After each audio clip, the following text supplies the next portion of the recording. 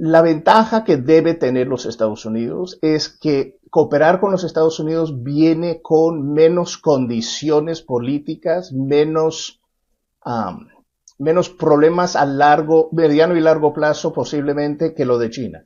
Los chinos hacen un negocio que no es transparente, hacen un negocio donde dan mucho y en algún momento van a querer um, lo que les debe los países de la región. Bienvenidos a otro episodio de Sorbo Electoral USA, una coproducción de Bloomberg Línea y Bloomberg News. Soy Jimena Tolama y me acompaña en la conducción Carlos Manuel Rodríguez. Estamos a casi un mes de que Estados Unidos decida quién llevará las riendas del mayor motor económico y militar del mundo. Los contrastes entre los dos candidatos no podrían ser más pronunciados. En esta edición conversamos con Dan Restrepo, ex asesor de Barack Obama para la región de las Américas. Hoy es socio fundador de la firma Dinámica Americas. Juntos analizamos lo que está en juego en esta elección, dónde importa la injerencia o la indiferencia, y sobre todo deja claro por qué a cualquier habitante de América Latina le podría impactar quién se queda con la Casa Blanca. Dan, bienvenido.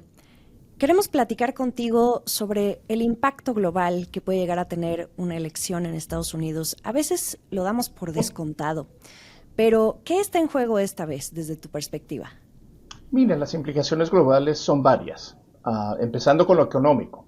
Hay dos propuestas económicas muy distintas de los dos candidatos a la presidencia estadounidense que tendrían efectos sobre la deuda estadounidense, sobre la inflación en Estados Unidos y las tasas de interés en Estados Unidos. Y eso obviamente tiene implicaciones gigantescas para los demás países del mundo.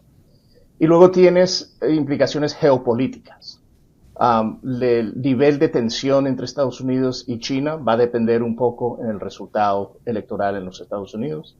El nivel de tensión entre Estados Unidos e Irán dependerá mucho en el resultado electoral estadounidense. Y la postura estadounidense en la guerra entre Rusia y Ucrania también dependerá mucho del resultado de las elecciones estadounidenses. Entonces, creo que esas son las gran áreas de impacto geopolítica y global de lo que es una contienda muy cerrada aquí en los Estados Unidos. ¿Y dónde encontramos los mayores contrastes o sobre todo en el asunto que tú consideres más urgente o prioritario de estos ejemplos que nos mencionas? ¿Dónde sería más distinto si uno llegara o el otro al poder? Creo que son dos. Creo que el primero y el último que mencioné. El primero es los impactos económicos y fiscales aquí en los Estados Unidos, con las implicaciones que eso llevaría para los demás países del mundo. Tienes una propuesta del expresidente Donald Trump que está con una promesa de aranceles globales del 10 o el 20% en todo para arrancar y amenazas de mucho más alto en vis-a-vis China. Eso, y los expertos económicos aquí en los Estados Unidos dicen que eso tendría un efecto de disminuir el crecimiento económico en los Estados Unidos, de crear de presión de inflación aquí en los Estados Unidos, y lo que correspondería sería una política monetaria fiscal de los Estados Unidos que tendría efectos bastante profundos para mercados globales. Y la propuesta de la vicepresidenta Harris, visto desde expertos en Nueva York y de Goldman Sachs, uno de los bancos más importantes del mundo, esto alientaría el crecimiento aquí en los Estados Unidos sin los problemas de inflación que hemos tenido en el pasado recién y en la promesa del proyecto de Donald Trump. Entonces, creo que ese es quizás el contraste más importante con implicaciones más globales. Y luego, la postura de los Estados Unidos vis-a-vis la guerra de Rusia contra Ucrania, también creo que veríamos una diferencia bastante importante con implicaciones muy grandes para la estabilidad de Europa, no solamente para Ucrania, sino para Europa. Entonces, es decir, si Donald Trump entra a la Casa Blanca y ayuda a su medio aliado Vladimir Putin, eso tendría efectos desestabilizadores para los demás países de Europa. Y eso también conllevaría implicaciones en el mundo financiero y de mercados. Creo que esas son las dos cosas más importantes y la diferencia más marcada entre las dos propuestas que están sobre la mesa aquí en los Estados Unidos en este momento. Gane quien gane. Sí, no, sí, obviamente, depende en quién gane. Es decir, si Trump gana, las implicaciones son esas. Si Harris gana, creo que veríamos una continuidad, en particular en el caso de Ucrania, una continuidad de apoyo estadounidense a Ucrania, alineamiento con los aliados europeos, un Estados Unidos vibrante dentro de la OTAN, y eso también debería ayudar a encontrar una salida más pacífica y más rápida de la guerra de Rusia contra Ucrania. Hace un par de años escribiste un artículo, Dan, sobre la importancia de la Secretaría del Tesoro de Estados Unidos, Sí, para usar un poquito de ese balance de zanahoria, garrote, entre soft power y hard power. ¿Podrías explicar a nuestra audiencia hoy en día cómo todavía podría tener incluso una mayor relevancia esta institución tan importante y que poco se habla en cuestión de relaciones exteriores? sí, no, el Departamento de Tesoro quizás es entre lo más importante que tienen los Estados Unidos, porque es el voz y el voto de los Estados Unidos en la banca multilateral, tanto en el Banco Mundial como en las Américas, el Banco Interamericano de Desarrollo, el BID. Y es un poco, francamente, hay una competencia global entre Estados Unidos y China que tiene implicaciones muy importantes para los países de las Américas. Y los chinos vienen con financiación, vienen con financiación directa desde el Estado de China. Y los Estados Unidos no tiene esa herramienta. Nosotros somos una economía de mercados, no una economía donde dirige un presidente lo que va a hacer la empresa privada. Pero sí tenemos los bancos multilaterales y tenemos voz y voto importantísimo en esos bancos y el manejo de esa voz y ese voto está en manos del Departamento de Tesoro. Y eso es particularmente relevante en el BID, donde los Estados Unidos es el primero entre todos, es decir, tiene más peso en ese banco, y si los Estados Unidos verdaderamente va a competir y va a profundizar su relación económica, comercial y de mercados con los demás países de las Américas, eso depende en tener una fuente de financiación para sector privado y sector público en la región. Entonces, esa es la razón por la cual el Departamento de Tesoro es tan importante, porque puede agarrar la palanca que es la financiación desde el BID para ir profundizando la relación y a fondo la competitividad global de los Estados Unidos y sus socios y vecinos más cercanos. Y por ejemplo, en el caso de América Latina, donde precisamente China está poniendo toda su atención y está metiendo muchísimo capital, México es el mejor ejemplo, y dados los lazos tan complejos a nivel económico y de capital humano que tenemos, México, Estados Unidos, si Estados Unidos busca hacer eso, la próxima administración, ¿cómo hacerle ver a América Latina que alejarse un poco de esa influencia china, el que no preste tanta atención a China cuando realmente está abriendo de par en par esas puertas para recibir todo lo que tenga que ver con inversiones chinas? Sí, mira, y agregaría, ¿y por qué no debe? ¿Y por qué por qué deberíamos distanciarnos de China desde América Latina? Mira, creo que el deber aquí estadounidense es competir, es ponernos verdaderamente a competir. Desafortunadamente hemos estado un poco demasiado pasivos con respecto a la región y de profundizar estos enlaces. Ahí hay intereses claros para los Estados Unidos profundizar sus relaciones comerciales económicas con los vecinos. Y es la estabilidad tanto de las cadenas de suministro, pero también la estabilidad de las poblaciones y los pueblos y los países de la región, que es algo que está claramente en el interés estadounidense. Para los países de la región, francamente, ellos tienen la opción, y muchos lo que quieren hacer es tomar la decisión racional de cuándo, con quién hago negocio y cuándo.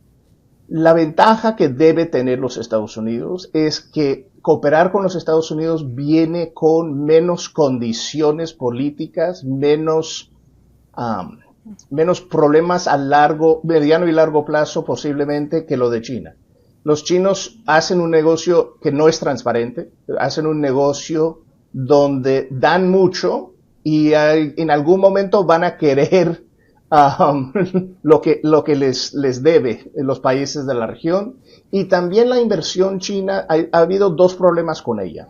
Uno es que prometen mucho y hacen algo menos de lo prometido, y lo segundo es, ellos invierten en una forma que es de mucha ventaja para China y para el crecimiento económico y el desarrollo económico de China, y mucho menos de los países socios en Latinoamérica y en otras partes del mundo. Es una relación muy extractiva.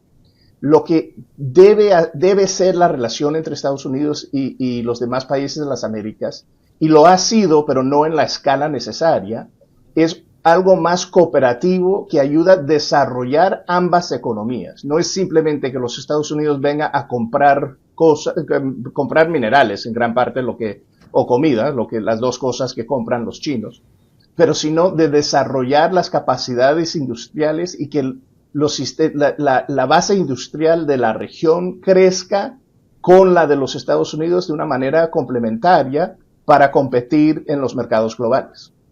¿Tú crees que sería un periodo estrella en donde finalmente se mire una relación más estrecha entre América Latina y Estados Unidos? En el episodio pasado tuvimos al ex embajador Christopher Landau, que justamente nos decía que Estados Unidos había descuidado la relación con América Latina. Entonces, ¿crees que los próximos 4 años sea ese periodo estrella, ese momento de América Latina con Estados Unidos? Mira, creo que estamos entrando en un momento único. Y la razón en la posibilidad de la relación entre Estados Unidos y los demás países de las Américas. Y eso es porque tres cosas que son fundamentalmente importantes para los Estados Unidos. Es la competitividad económica, la transición energética y confrontar el cambio climático. No se puede hacer si no profundizamos nuestra relación con los demás países de las Américas. Es decir, los Estados Unidos por mucha de nuestra historia ha visto a América Latina como un mundo aparte, no parte del mundo. Aquí creo que estamos entrando en una época donde es Latinoamérica, y lo que trae a la mesa Latinoamérica es central a enfrentarse con los retos más importantes que tiene el mundo en el sentido del cambio climático, la transición energética y, de nuevo, la competitividad global económica de los Estados Unidos depende en profundizar, empezando en Norteamérica, pero yendo más allá de Norteamérica a Latinoamérica. Entonces, por fin, creo que Latinoamérica llega a estar en el centro de la conversación sobre temas que son importantes sí o sí en los Estados Unidos, no simplemente por la vecindad, por temas políticos, son de intereses centrales estadounidenses, donde Latinoamérica hoy por hoy es mucho más importante de lo que ha sido históricamente. Dan, y quizás en mi cabeza yo le agregaría a esos temas que enlistas la gran papa caliente que es inmigración en Estados Unidos, porque hemos visto cómo ha evolucionado al grado que pues ya ni demócratas ni republicanos quieren tomar mucho ese tema. Ya, de hecho, la línea ya es más estricta del lado demócrata después de algunos años donde se suponía que era un poco la línea más relajada, y anteriormente fue los republicanos quienes tenían una agenda un poco más abierta o flexible en lo que se refiere con la migración legal. Uh-huh. Pero por otra parte estamos viendo que también, irónicamente, está funcionando casi como moneda de cambio de algunos de estos países de América Latina. Cuando tuvimos dos gobernantes transaccionales como fue Trump y como fue AMLO, pues básicamente esa fue la moneda de cambio con la que lo que le daba México a Trump a cambio de recibir algo de Trump. ¿Cómo puede ser este tema manejado no solamente por México, sino por otros países de América Latina en los próximos años? Sí. ¿Y cómo sería, incluso si no fuera un Trump estuviera en la Casa Blanca? No, mira, estoy de acuerdo que la región es sumamente importante para ordenar la migración que está ocurriendo en nuestros continentes.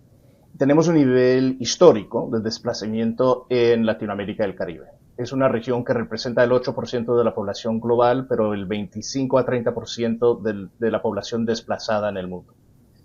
Pero lo que se pierde mucho en la conversación sobre migración desde Washington, en los Estados Unidos, es que la gran mayoría, el 80 y algo por ciento de esos desplazados, se están quedando en Latinoamérica y el Caribe.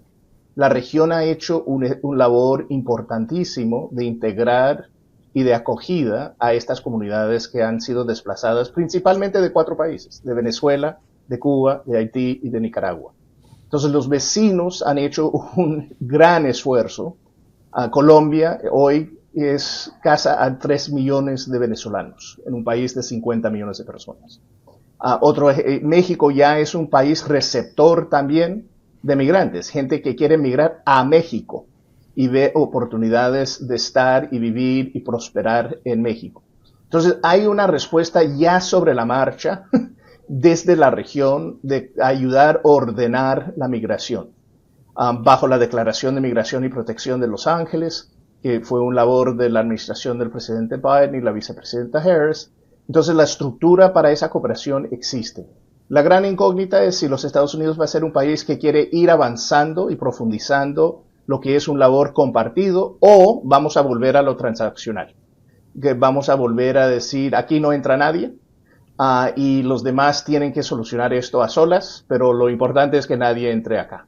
Eso no es sostenible para los Estados Unidos, de mi punto de vista, y mantener y profundizar la cooperación hemisférica en el tema de reducir, pero más que nada ordenar, porque el problema de la migración es el desorden que expone a abusos el migrante, que crea tensiones en sociedades de receptores y pone presión sobre la política, tanto en los Estados Unidos y en otros sitios donde fuerzas antidemocráticas lo quieren utilizar para alterar la conversación política. Si podemos llegar a ordenar la migración en las Américas, todos estaríamos mejor, porque la migración en sí, en gran parte, es un mecanismo de crecimiento económico para los países receptores si es ordenada. Entonces creo que esa es la gran incógnita de lo que viene después del resultado electoral en los Estados Unidos, si sigue siendo un esfuerzo de tratar de integrar y ordenar la integración, o volver a tratar de simplemente frenarlo en la frontera entre los Estados Unidos y México, porque a fin de cuentas, si estás tratando de lidiar con el tema de migración simplemente en fronteras, ya has fracasado. En ese sentido, ahora que mencionas que México ya se empieza a ver como un país receptor, de cualquier forma, bien decías, hay mucho que hacer, pero sí, ahora que viene una nueva presidenta, quien quede en la Casa Blanca, ya sea que regrese Donald Trump o la vicepresidenta Harris, ¿cuál crees tú que sería ese primer plan de acción? ¿Continuidad o que se hable de un plan de acción completamente diferente? ¿Cuál es tu diagnóstico hasta lo que hasta ahora se ha hecho y lo que falta?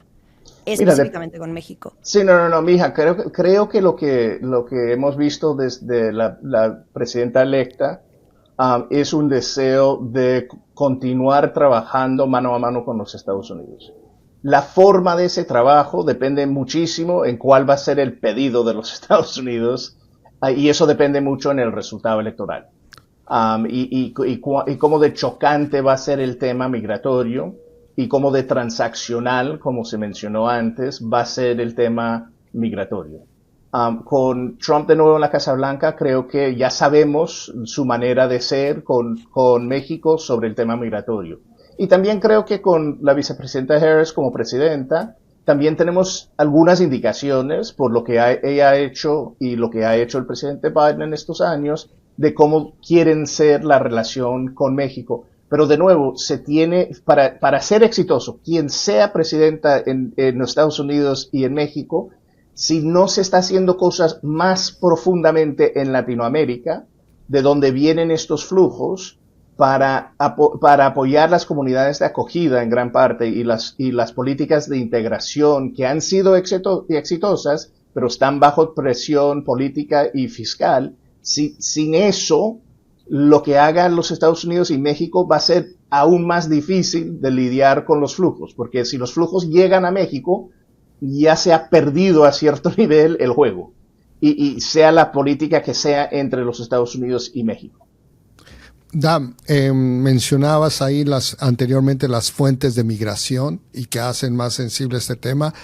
Incluso durante tus años asesorando al presidente Barack Obama, Venezuela ya encendía algunos focos rojos, pero en aquel entonces, como históricamente continúa siendo La prioridad Medio Oriente, Europa, eran temas de relaciones externas más urgentes. No sé qué tan difícil para ti sería en aquel entonces traer el tema de Venezuela a estar enfrente de la agenda de un presidente. Pero hoy en día, por la migración, pareciera que es más fácil hacer el caso de que presten atención. Pero ¿qué se puede hacer? Porque parece que Biden pasó de precisamente hablando un poquito más del uso del soft power y incentivos económicos, usó un poco más la zanahoria para buscar una apertura, flexibilización del gobierno de Maduro, pero el resultado básicamente es el mismo o peor de lo que hemos visto en otros ciclos electorales de este país. Sí. ¿Qué sigue para ahora? ¿Deberíamos de esperar una mayor mano dura para una potencial administración de Harris o para una potencial administración de Trump? ¿O va a seguir simplemente duplicar y meterle más ceros a las sanciones económicas? Mira, creo que tenemos que mirar esto por lo menos a mediano plazo. Es decir, la política, y podemos mirar hacia atrás, la política de presión máxima que hizo el presidente Trump en su momento fue un fracaso. No ayudó a avanzar los intereses ni estadounidenses ni del pueblo venezolano. Entonces el gobierno del presidente Biden tomó una decisión de ver si podría hacer de otra forma, de ir alientando un proceso entre los venezolanos, porque a fin de cuentas la solución de las múltiples crisis venezolanas tiene que estar en manos de venezolanos. No es algo que se puede imponer desde afuera. Lo que logró la administración Biden es poner en una situación de más debilidad política interna a Nicolás Maduro, a la cual ha estado en cualquier momento de su tiempo en el poder. No ha sido el suficiente hasta la fecha de sacarlo de ese poder. Él obviamente está haciendo todo lo posible para mantenerse, para reprimir, para negar la voluntad popular del pueblo venezolano. Pero quizás por mal cálculo de Maduro y la gente más cercana a él, y por buen cálculo de Biden y la gente alrededor de él, llegamos a una elección que claramente ganó Edmundo González.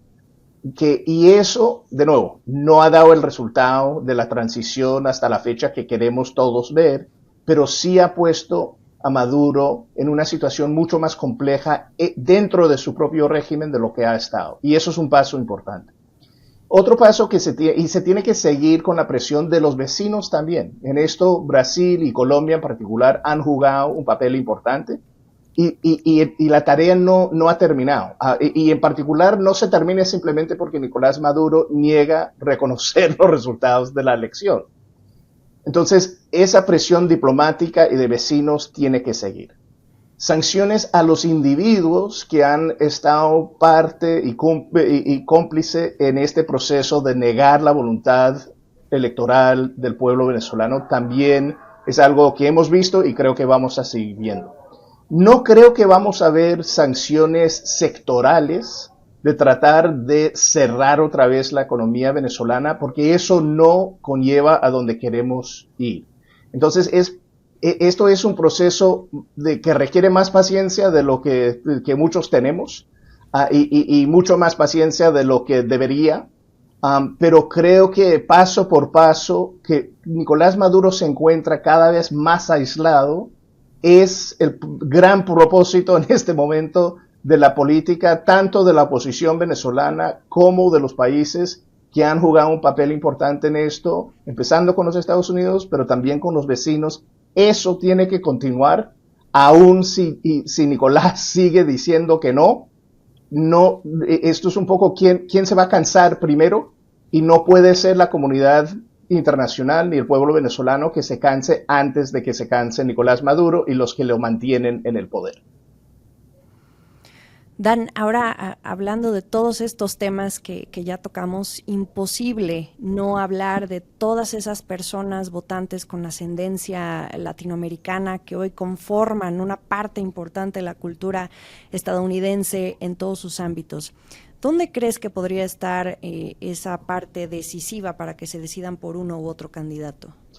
Mira, creo que es importante reconocer que la comunidad latina en los Estados Unidos y el voto latino en los Estados Unidos es, mejor dicho, las comunidades latinas y los votos latinos en los Estados Unidos. Es decir, que somos una comunidad dispersa, diversa dentro de los Estados Unidos. Vamos a jugar un papel clave. Vamos a jugar quizás el papel decisivo en los 7 estados que van a determinar el resultado de estas elecciones y en particular 2 de esas 7 que son Arizona y Nevada. El voto latino, creo que lo que hemos visto a lo largo de la entrada de la vicepresidenta Harris a la contienda es una consolidación de Harris con distintas partes de nuestras comunidades latinas y en particular en Arizona, en Nevada. Entonces creo que la tendencia va en una dirección que es favorable a la vicepresidenta.